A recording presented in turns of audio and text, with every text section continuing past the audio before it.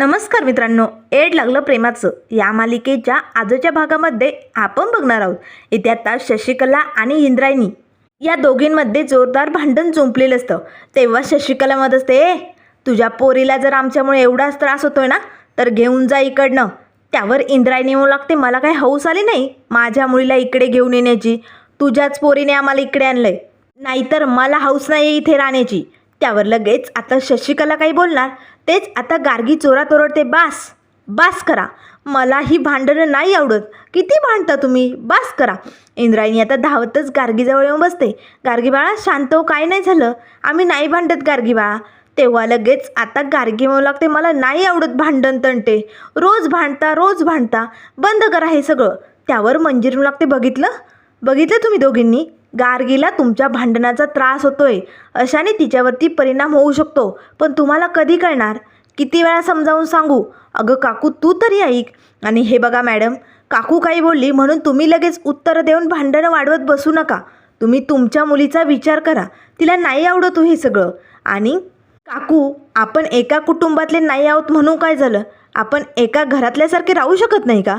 इथून पुढे मला तुम्ही दोघी भांडलेल्या अजिबात नकोय. गार्गी बाळा बघ, आता त्या दोघी गप्प बसले ना, मामा तुझ्या शेजारी बसली की नाही, मग चल बरं पटकन जेवण करून घे. त्याच वेळेस आता गार्गी पटकन ताट हातात घेते.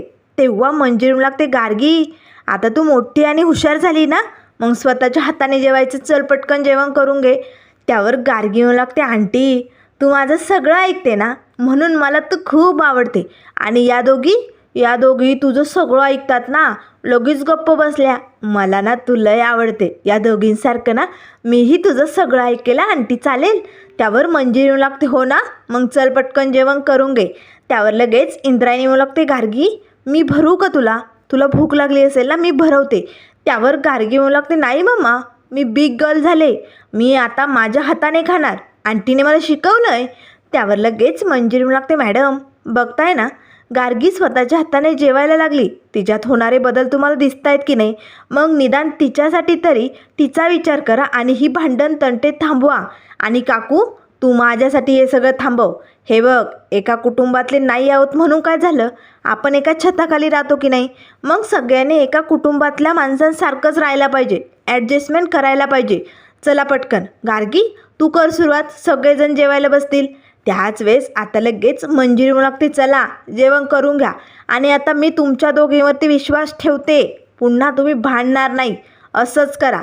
आता लगेच शशिकला, इंद्रायणी सगळेजण जेवणासाठी बसलेले असतात.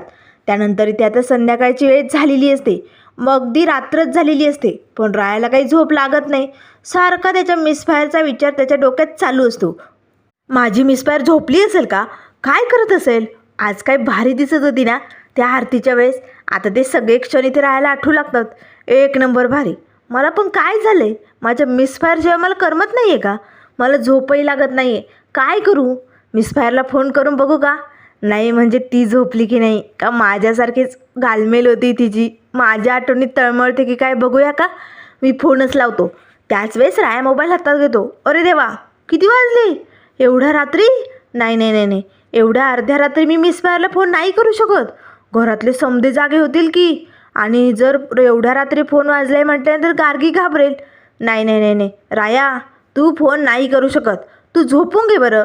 आता राया लगेच आपल्या तोंडावरती उशी ठेवतो आणि झोपण्याचा प्रयत्न करतो, पण त्याला काही झोप लागत नाही.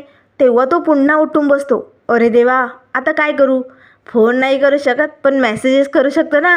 मिसफायरला मेसेज करून बघतो, जागी असेल तर नक्कीच उत्तर देईल, आणि जर नाहीच उत्तर आलं तर झोपली असेल असं समजून घेऊ, चालेल. असे म्हणताच राया लगेच आता मिसफायरला मेसेज करू लागतो. तर इकडे मंजिरी आणि गार्गी दोघीही जणी आता मस्त बेडवरती पडलेले असतात. आता मंजिरी गार्गीला गोष्ट सांगत असते. एक राजा असतो, एक राणी असते, त्या दोघांची खूप छान जोडी असते, एकमेकांवरती खूप प्रेम असतं. पण एके दिवशी एक मास्टर माइंड येतो आणि तो त्या राणीला पळू लागतो. आता अशी गोष्ट मंजिरी सांगत असते. त्याच वेळेस रायाचा मेसेज येतो. आता मंजिरी, एवढ्या रात्री कुणाचा मेसेज आला आहे, आता बघते तर रायाचा. मिसफायर काय करते, झोपलीस का तुलाही झोप येत नाही आहे. तेव्हा लगेच आता मंजिरी रायाला उत्तर देऊ लागते. त्याच वेळेस गार्गी म्हणू लागते, आंटी तो फोन ठेव ना बाजूला, माझी गोष्ट सांग ना, कुठे काय झालं सांग ना लवकर. त्याच वेळेस आता इकडनं राया पुन्हा मेसेज करतो, अरे बापरे माझी मिसफायर तर जागीच आहे, चला चला अजून बोलूया तिच्याबरोबर. आता मात्र म्हणजे रायाच्या मेसेजेसला आता रिप्लाय देत असते. त्याच वेळेस राया म्हणू लागतो, मिसफायर मला ना तुझ्याशी लय बोलावंसं वाटतंय, बोलावंसं नाही भेटावंसं वाटतंय. त्यावर लगेच आता मंजिरीची गोष्ट पूर्ण होताच गार्गी झोपलेली असते. तेव्हा मंजिरी आता रायाला रिप्लाय देते, भेटावंसं वाटतंय मग दरवाजा उघडाच आहे, ए आणि तुझ्या मंजिरीला घेऊन जा. आता मात्र लगेच राया पुन्हा मेसेज करतो, चालेल मिसफायर मी लगेच येतो. राया धावतच आता मिसफायरच्या रूमजवळ येतं.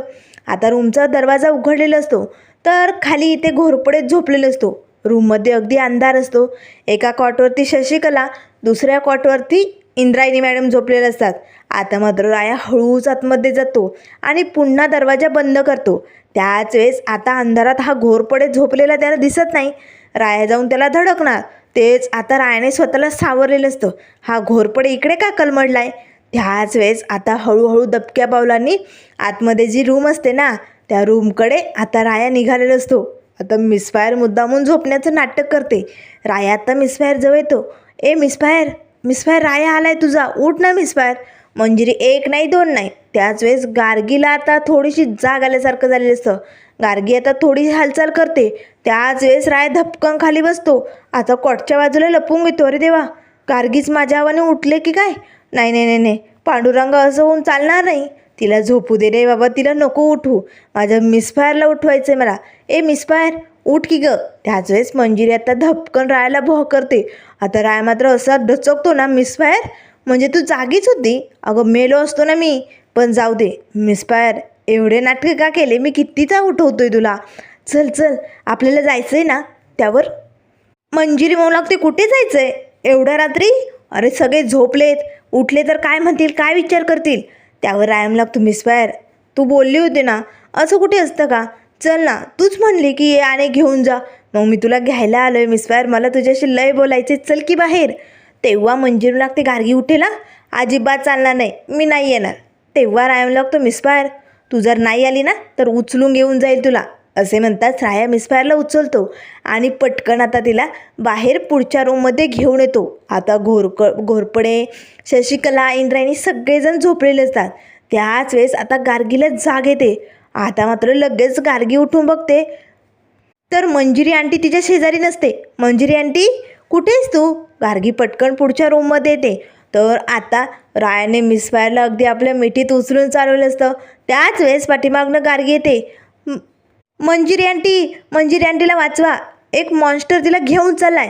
आता मात्र राया खूप घाबरतो. पटकन मंजिरीला खाली सोडतो आणि रूमचा दरवाजा उघडून तिकडनं बाहेर निसटतो. आता मात्र मंजिरी खूप घाबरलेली असते. सगळेजण झोपेतनं जागे झालेले असतात. शशिकला पटकन लाईट लावते, काय झालंय, काय ही पोरगी रात्री तेच दिवसाही तेच झोपू देणार आहे की नाही. त्यावर लगेच इंद्रायणी म्हणू लागते, गार्गी बाळा काय झालं, तुला स्वप्न पडलं का. तेव्हा गार्गी बोलू लागते, नाही मम्मा, मंजिरी आंटीला एक मॉन्स्टर घेऊन चालला होता, मी बघितलं होतं, मला खूप भीती वाटते, मंजिरी आंटी तुला घेऊन जाणार नाही ना तो. त्यावर लगेच आता शशिकला म्हणू लागते, ए गप ग तू, काय मॉन्स्टर आणि फॉन्स्टर चाललंय तुझं, सतत आपली बडबड बडबड, दुसऱ्यांना झोपू पण देत नाही. त्यावर इंद्रायणी म्हणू लागते, शशिकला गप्प बैस ना ग तू.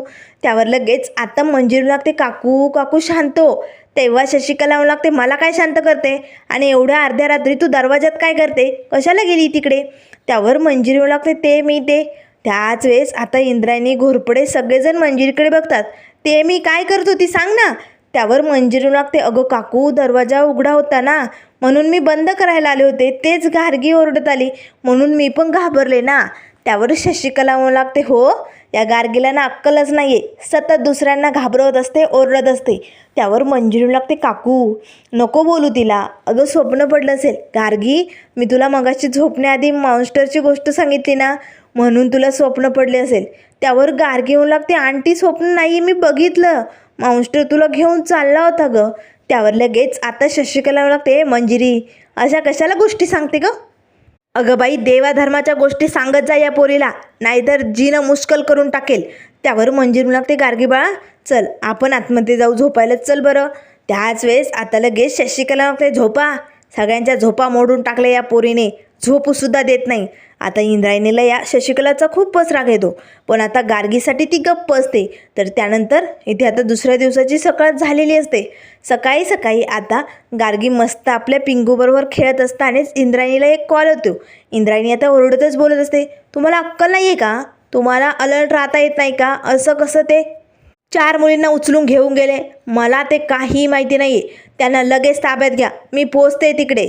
त्याच वेळेस आता लगेच इंद्रायणी घरातनं निघून जाते. तेव्हा मंजिरी आता पटकन गार्गीला दूध आणून देते. गार्गी बाळा, चल पटकन दूध पिऊन घे. त्याच वेळेस गार्गी विचारू लागते, आंटी नाही म्हणजे असं 4 मुलींना उचलून घेऊन गेले मम्मा म्हणाली. पोलिसांना तिकडे जायला सांगितलं, मग पोलीस त्यांना पकडून घेऊन जातात का गं? त्यावर लगेच मंजिरी म्हणू लागते, हो, पोलीस सगळ्यांची मदत करत असतात. आपल्याला जर काही प्रॉब्लेम आला तर पोलिसांना कळवायचं. त्यावर गार्गी म्हणू लागते, खरंच ते येतात का मदतीला? त्यावर मंजिरी म्हणू लागते, हो, 001वरती फोन लावला की लगेच त्यांना आपला प्रॉब्लेम सांगायचा, ते तडक आपल्या मदतीला धावून येतात. त्यावर लगेच गार्गी म्हणू लागते, खरंच आंटी, म्हणजे असा फोन केला तर ते उचलतात? त्यावर लगेच मंजिरी म्हणू लागते, हो, पण विनाकारण त्यांना फोन करायचा नाही. जर गरज असेल, प्रॉब्लेम असेल तरच फोन करायचा असतो.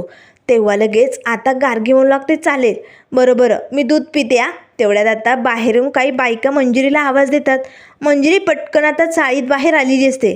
त्याच वेळेस आता गार्गी ते दूध बाजूला ठेवते, मंजिरीचा मोबाईल घेते आणि त्यावरनं तिने पोलिसांना फोन लावलेला असतो. पोलीस अंकल, लवकरात लवकर तुम्ही या चाळीत या. माझ्या मंजिरी आंटीला एक माउन्स्टर रात्री घेऊन चालला होता. तो रात्री तर निघून गेला, पण तो आज जर पुन्हा आला आणि तिला घेऊन गेला तर तुम्ही लवकरात लवकर त्याला पकडा हा, या लवकर. त्याच वेळेस इकडे आता मंजिरी बायकांशी बोलत असतानाच पोलीस ऑफिसर आता चाळीत पोचलेले असतात.